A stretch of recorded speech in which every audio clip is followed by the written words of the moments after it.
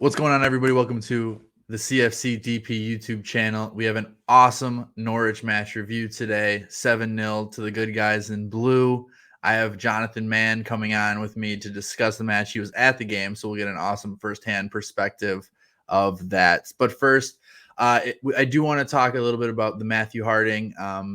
His anniversary of his death was on Friday. Chelsea did have a nice minute of applause for him at the game and whatnot. And I do, as always, want to touch base with Chelsea Look Back and see what he's doing on his channel. And this week, in honor of the occasion, he put together a nice video tribute to him. So here's that.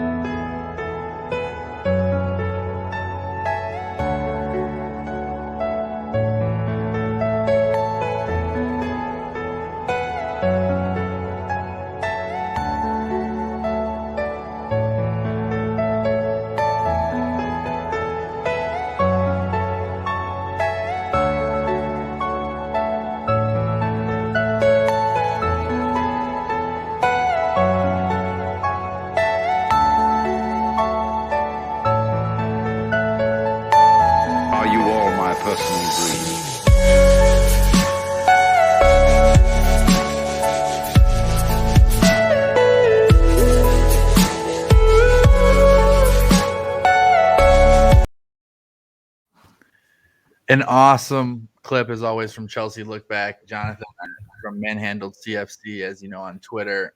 We both know James does an awesome job with those video tributes and whatnot.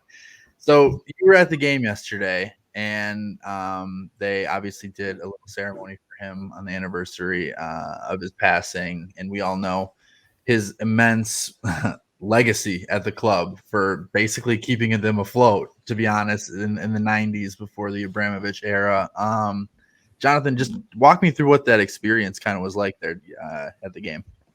Yeah, it was great. I mean, there was a nice minute of applause. There was a little video before. So obviously the little one that James has done was really nice as well. And it was, I think that obviously the Matthew Harding stand was very emotional. There was a really nice banner that I think we've had before for either the 15th or the 20th anniversary of his death as well. So that was going along. I think that was either the Matthew Harding on the shed. But yeah, it was great to see because, yeah, round of applause. Everyone, I think, even myself who's younger, 25 years anniversary, I'm 30. He died when I was very young, but because of my dad and obviously, being a fan because of him, he sort of told me the reasons why he was so important. And obviously having a stand named after him, shows how much he did for the club. And like you said, touching on Ken Bates, he really helped us. Back in the days, he was a really loyal and really passionate Chelsea fan, and every single fan loved him because he would get involved with the fans. As you saw the little Hullet jersey, that was fantastic. So yeah, look, he was a reinsurance broker. I work in insurance, so it's similar kind of thing. So I know roughly what he did in terms of an industry. So he did very well for himself, and he did, use his wealth from his life to kind of, help Chelsea. Ken Bates bought it for £1. He was someone that he brought on board, Matthew Harding, to kind of help us until Abramovich came in. Now we're at a completely different level. But yeah, it was a nice little touch. Shame he wasn't on the programme. I think there was a few Chelsea fans that were a bit upset about that. But yeah, it was a nice minute of applause and a round of respect for someone that will always be greatly remembered at Stamford Bridge. And I think it was kind of the perfect game for him to be remembered at, a 7-0 thrashing of Norwich. And we were talking beforehand just a little bit about, was it Chelsea being really, really good, or was it Norwich being really, really bad? Is it kind of a healthy mixture of both, or do you think it leans one way or the other? Yeah, I'd say healthy mixture of both because look, I went to my game with my dad, and I very rarely go with him. And the last game I went to him was 4-0 just before lockdown. It was Chelsea Everton, March 2020, and the game before that we thumped another team. So it's almost like a good luck charm when I go with him.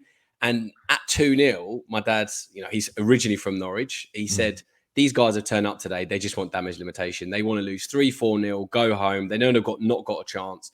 And it was, the pattern of the game was just, we turned it on, we scored, and the game lulled. We turned it on, we scored. And we at will just scored whenever we wanted to. I think we should have gone for 8, 9, 10. I honestly do. I mean, even the Malmo game that I was at on Wednesday, we won 4-0. It was similar to that. We kind of just stepped our foot off the gas, which is fine. I really wanted to see 8, 9, 10 yesterday. And I'm someone who always half glass full. So I did a little review on one of my other mates' channels, and I said to him, we were good today, but Havertz could have been a little bit better. He didn't get a goal. His movement was okay, but his first touch and the final touch wasn't really there. Hudson-Odoi and Mount were fantastic, obviously. But even Mount, I feel like, he's starting to get his level back, but even he can do better. So I'm not complaining, but I want more after a 7-0 victory. I know it's the worst team in the league, don't get me wrong. And we've seen Man United absolutely humbled today by Liverpool. But they were certainly worse than Man United. And we took full advantage of that by putting them to the sword at will. So yeah, some good minutes in players' legs, a bit of form. Everyone wanted to see Hudson-Odoi at left wing to see what he'd do. And he got a goal and sort of an assist through Tim Krul. So yeah, it was a good day. And it was just, I wanted more. And it was, every time you sat down, you're up again because we'd scored. So yeah, it was a great day. And it was kind of like, and I was just sitting there watching it at 6:30 in the morning, my time. So it was a little early. Yeah.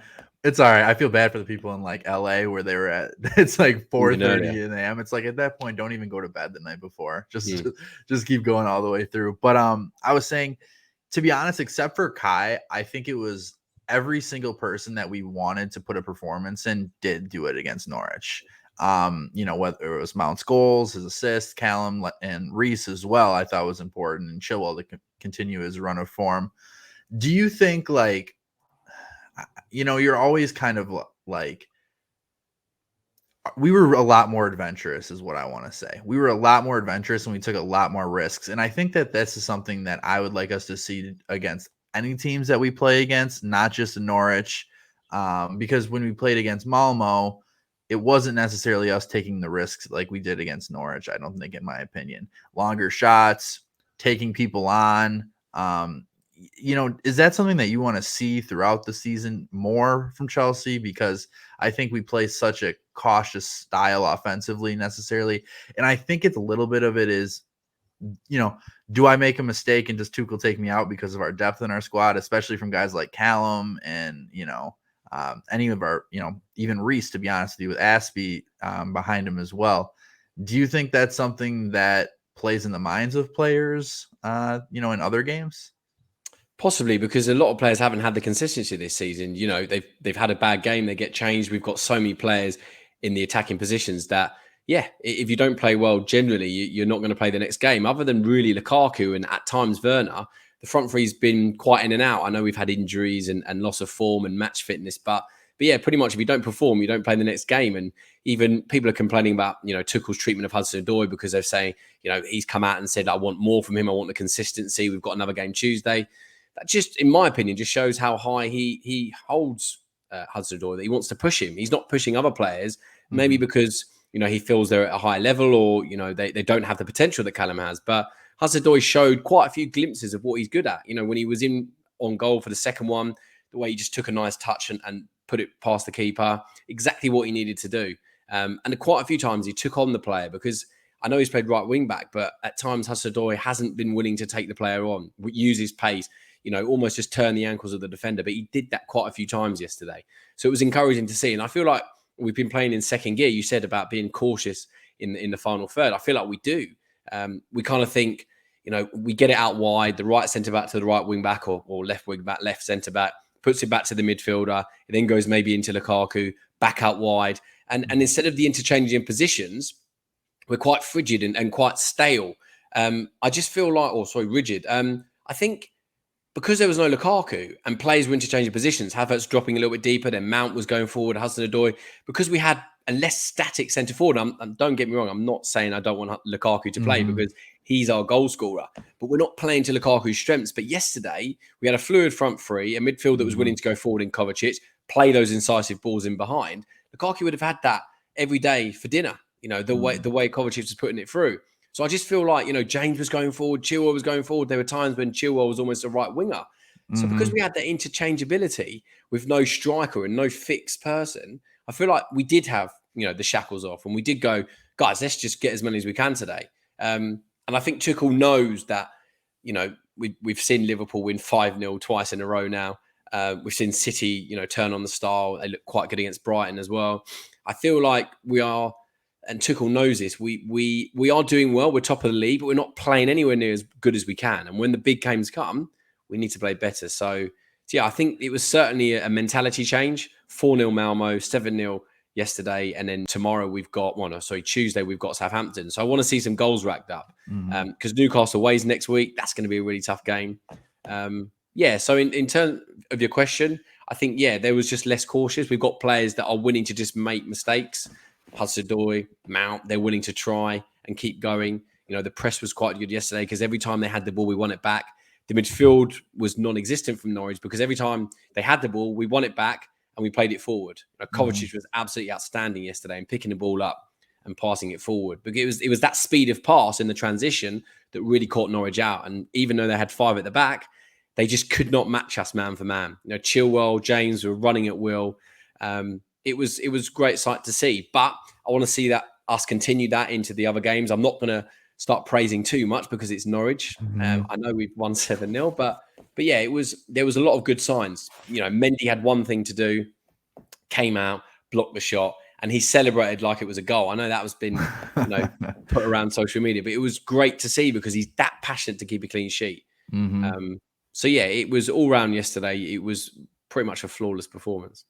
You even saw Reece and Chilwell almost getting they were like an extra midfielder at times. They were cutting so far in and they were able to find passes to the attackers.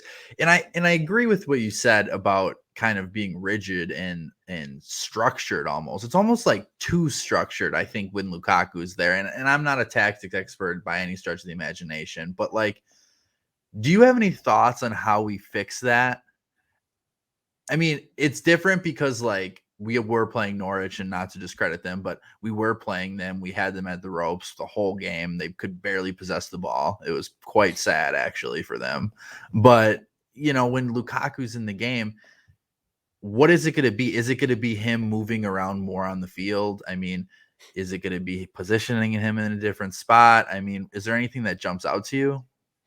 For me, even yesterday, we played a few high balls forward to Havertz, and I'm thinking Lukaku would absolutely love that. We're not playing to his strengths. I'm not saying Lukaku is a stand-up, giving the ball, and I'm just going to hold off the defenders kind of player.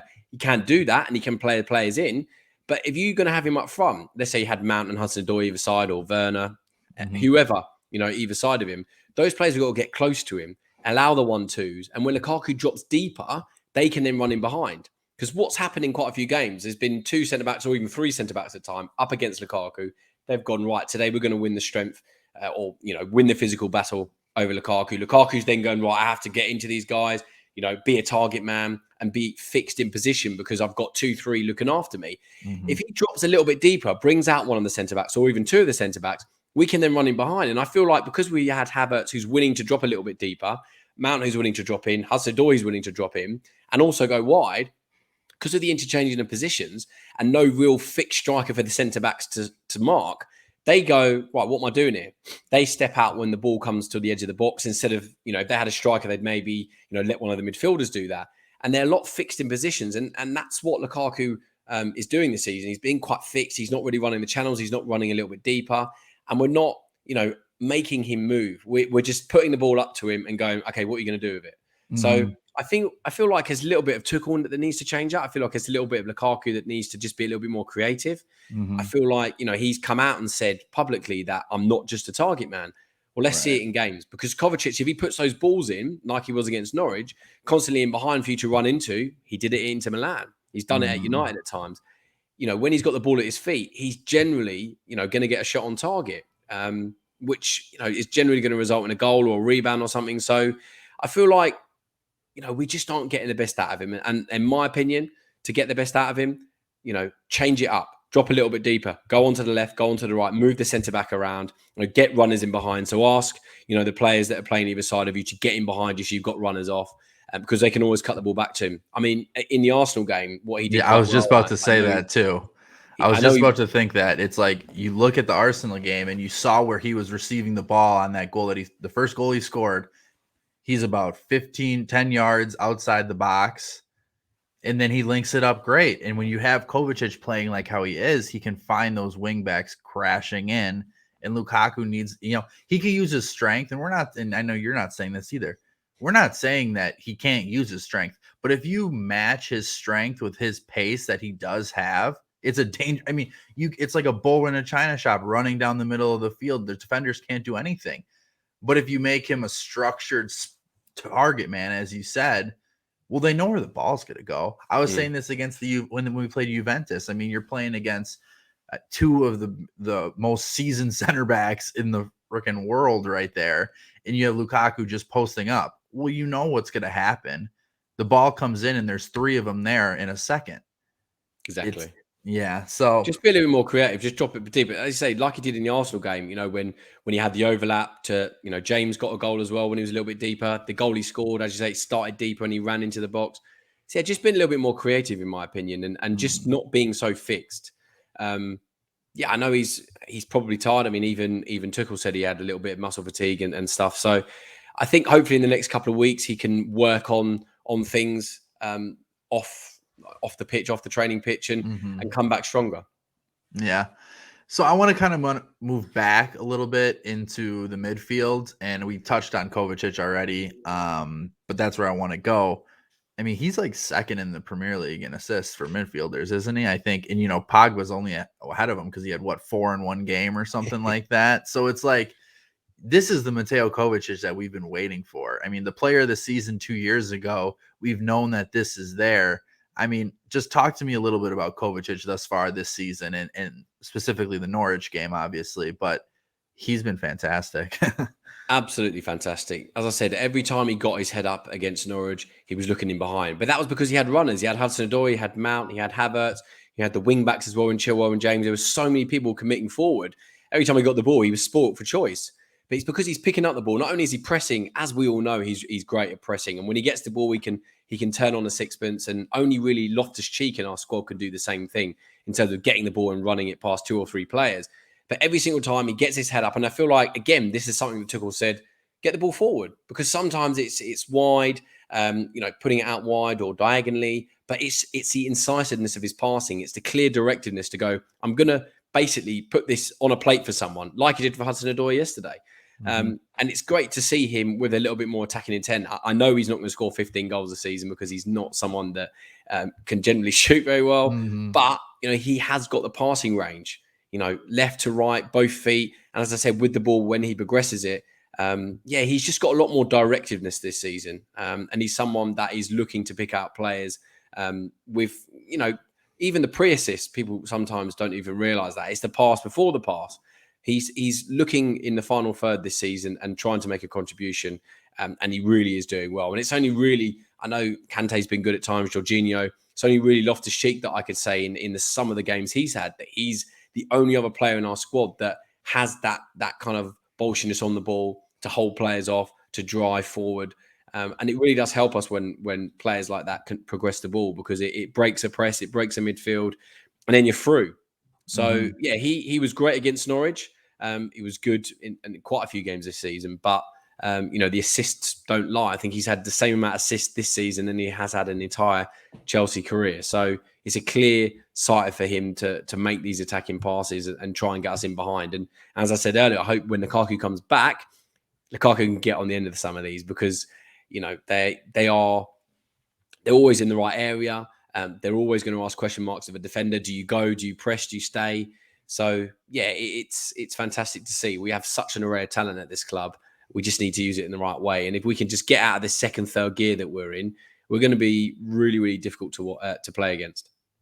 And what I love about Kovacic is he dribbles with his head up. That's why he's able to find those passes so good. When you have his technique, he knows where and the ball's on a string, wherever he wants to go with it in terms of dribbling. Were you surprised that Ruben didn't get the start today or yesterday? I was a little bit surprised. I get the fact that they wanted to play Jorginho, have a fulcrum, have a bit of an anchor, because, clearly the wing backs were told to get forward today. You had quite a fluid front three that were told to, get up the pitch and attack. There was not much defensive responsibility on them. But yeah, I think it would have been a game for him to play. maybe in the pivot with Kovacic or with Jorginho, because obviously Kante was out with a little bit of tightness, I think. So, maybe that's just a sign of Tuchel resting him. We've got Southampton, which does he need to play against Southampton? And he's really gone up the pecking order. So is it Tuchel going, do I need him today? Can I maybe rest him and get some minutes into other players' legs? Because Kovacic didn't play against Malmo, I don't believe. So I think it's a bit of rotation. And the fact that, he did still come on, got the assist, he looked quite bright when he came on. I just feel like we've got so many options, a little bit of resting, a little bit of an eye on other games for Loftus-Cheek, because again, I think we have to be careful with Loftus-Cheek. He's had so many injuries in the last couple of seasons. You can't continue to play him. You've got to manage his minutes. I think it was quite wise of Tuchel just to give him 15, 20 minutes, just to keep him fresh, but not to overplay him. So I think it was smart from Tuchel. And yes, I would have loved to have seen him. I think he could have got a goal and assist himself, or another assist on the one he got. But yeah, we've got so many players. It's almost, we could have played Alonso yesterday because Chilwell, has been quite good recently and rotated it. We, could have played Azpilicueta. Chalobah and Silva came in. Christensen was on the bench. Barkley even came on. So we've got, quite a deep squad. We just need to manage the minutes and make sure that we don't have this overload, because I feel like the Lukaku and Werner injuries were, I'm not saying they're overload because obviously ankle injury and hamstring injury, but I feel like, these fatigues will come, especially with all the international breaks as well. So just have to manage minutes. And I think Loftus-Cheek was just unfortunately, lost out on that because of it yesterday. I can't believe it's been 21 minutes and this is my fault, but the first thing we should have talked about was Mason Mount. I mean, I think you mentioned it earlier, but he's kind of been in a rut, even really since the season began, up until now. The last couple games, he's kind of been inclining to where he's going to be at. And, he gets a hat trick and an assist today. And I was on Chelsea Perspectives pregame, and I said, it's so important that Chelsea start out quick against Norwich. You don't want a game to be getting into the 50th, 60th minute and it's 0-0. And now there's a little bit of concern. Norwich is getting momentum. But Mount didn't allow that to happen. He was adventurous with his shooting, took it really well and placed it in that bottom corner. Talk a little bit about Mount. I think that, he is one of our more debated players, as we all know on Twitter. I don't get it. I don't get why myself, but I just think that today is a day where you can see of all the little things that he can do on the field, despite the goals. You know what I mean? Yeah, definitely. I thought the first goal was 7-8 minutes, just what we needed. Just the same against Malmo. We scored early and then we had the momentum. He needs to shoot more. It's something that I'm not saying he's going to be a 20-goal season man. I know a lot of people compare him to Lampard. I'm not saying anyone's going to hit the heights of Lampard and consistency that he had over the seasons. But, Mount, he can shoot. He can get his head up. He's someone that is always looking to contribute. I just feel like if he can shoot a little bit more and get into those positions that we know he can get into, between the midfield and the defence, even out wide at times, if he can just get his head up and shoot, we know, he can be dangerous. So I was really, really happy with that shot. As I said, very early on, bottom corner. The second penalty, okay, that was retaken. Both penalties weren't great, to be honest. The second one could have even been saved. Barkley almost stole it away from him. He really tried. You could see Barkley, in his ear going, let me have it. But Mount was, kept strong, which was good. But even a third one, getting into position to make sure that you're on the end of it. I think he's a supporter's dream because he's someone that doesn't give up. And even if, a bit like Timo Werner, I'm not saying they're the same player, but in terms of the effort and the willingness to do stuff off the ball, that's why Timo Werner always gets cheered for at Stamford Bridge, because even if he's not having the best game, he's going to continue trying. And Mount off the ball, which again, you don't always see on the TV. Even myself, I don't see it. When you're there, you go, this guy's always the one forward starting the press, harassing the defenders and trying to win the ball back. And that's what he did so well against Norwich, because he won the ball back so many times. He linked up really nicely with James. He was sort of inverted. Then he was the winger, Mount.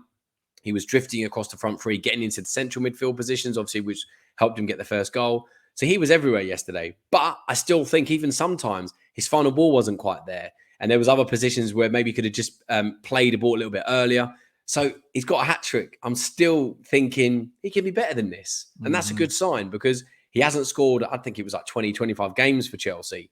And to then, rock up with a hat trick is a great sign for him. And it's a confidence booster. And as with all of these other players, it's, confidence is a massive thing in football, and getting form and consistency. And Mount's been in and out of the team because of the Euros, because of the internationals, because of rotation. I think now he's going to just cement his place in the team. And anyone who doesn't understand the value of Mason Mount just needs to almost put a player cam on him for 90 minutes and watch him on and off the ball, because, as I said, he's an absolute dream to watch, and he's someone that you can never question his commitment. And I know he always gets applauded for his off-the-ball work, but it's the on-the-ball that I want to see more of. And yesterday was a prime example of that, getting the assist. I think he got one. Did he get one? I think he had one, yeah. But yeah, and the 3 goals as well is exactly what we needed to see. So, yeah, he's someone that will always push himself. It was great to see so much contributions from the Cobham lads yesterday.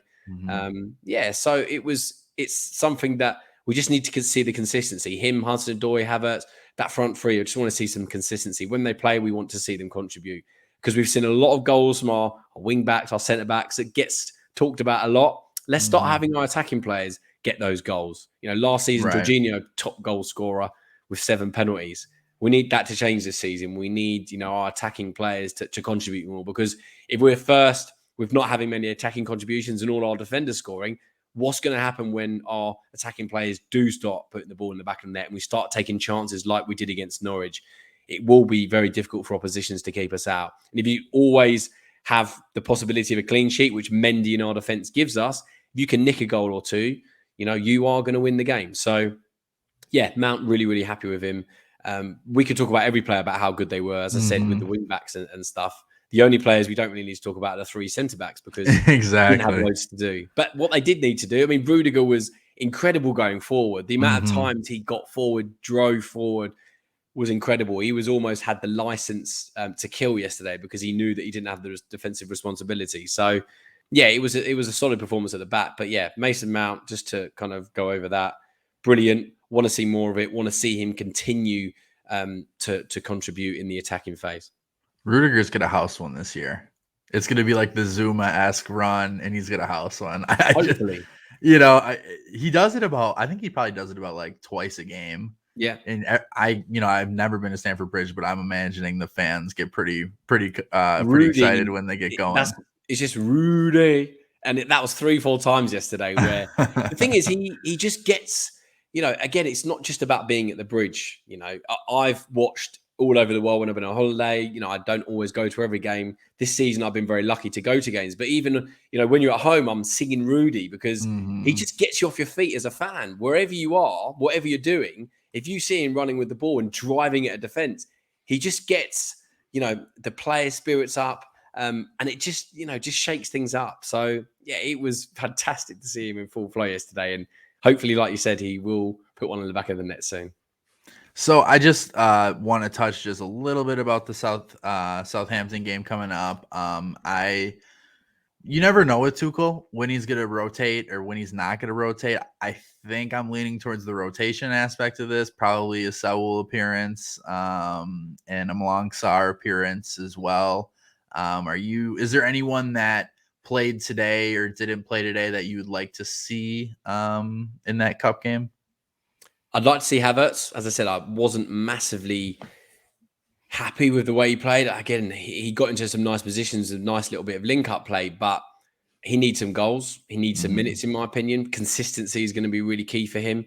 And with Lukaku and Werner out, probably for a couple of games more, he's going to be the guy that, we are going to need to rely on. So give him 50, 60 minutes against Southampton, hopefully try and get him a goal.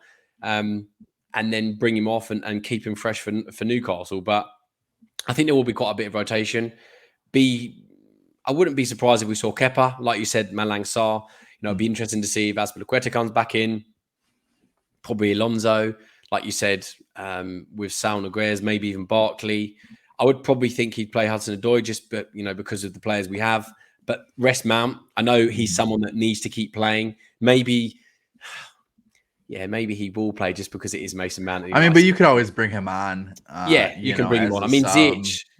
Ziyech needs to play. He came on, and actually there was a couple of bits he did yesterday, shots and crosses that were the Ziyech of old, that were, decisive or risky balls that, And the shot that he curled just wide was nice to see, because he had time on the ball, which is obviously, him to drop deep and get into those positions. So, yeah, I think we will see a bit of rotation. I think Southampton will probably rotate as well. They're doing quite well at the moment. Be nice that Brozier won't play against us because he's getting some form.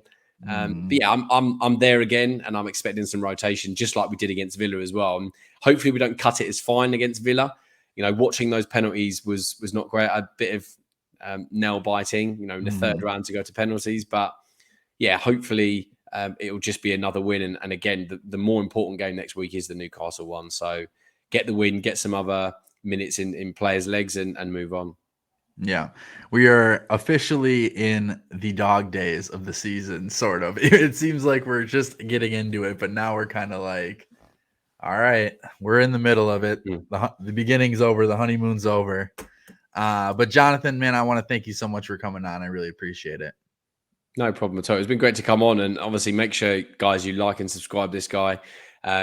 He always seemed to come off my timeline, which is great. So when you asked me to come on, it was great that we planned this in advance, and it was obviously great that I was at the game. So it's just interesting to get different perspectives. I think, yourself as a content creator, it's good to get different people's opinions. Everyone's not always right. I'm not always right, but it's just good to bounce off each other and just see the game from a different perspective. So yeah, thank you very much for having me, man. And as always, you can go ahead and check out Jonathan's Twitter handle in the bottom, and you're going to see a whole mess of good stuff on there. You can go ahead and follow him and all that good stuff. So, and thanks again for Chelsea Look Back for putting out that awesome video. Really appreciate it, James. And yeah, we'll be back to talk about Malang Sarr, Southampton match review after the game on Tuesday. So have fun at the game, Jonathan, and we'll talk to you later. Take care.